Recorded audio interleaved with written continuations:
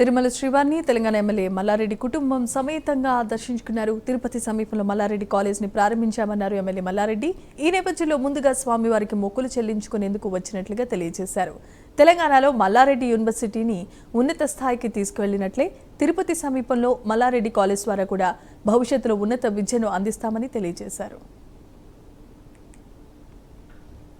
ఈరోజు మా వెంకటేశ్వర స్వామిని అందరం కూడా మా కుటుంబం, మా కొడుకులు, కోడళ్ళు, మన్మరాళ్ళు అందరం కూడా దర్శనం చేసుకున్నాం. ఈరోజు మాకు గొప్ప విశేషమైన రోజు. ఒకటేమో నాగుల పంచమి, రెండోదేమో ఆ భగవంతుడి ఆశీర్వాదంతో ఈరోజు తిరుపతిలో ఈరోజు మన మల్లారెడ్డి డీమ్డ్ యూనివర్సిటీ ప్రారంభోత్సవం. ఈరోజు పిల్లలతోటి మంచి అడ్మిషన్స్ అయినాయి.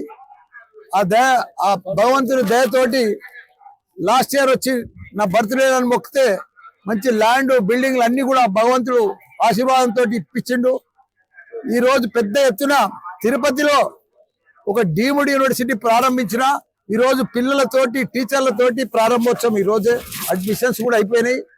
ఈరోజు ప్రారంభోత్సవం. అందుకే ఆ దేవుణ్ణి దర్శనం చేసుకుందామని అందరం కుటుంబ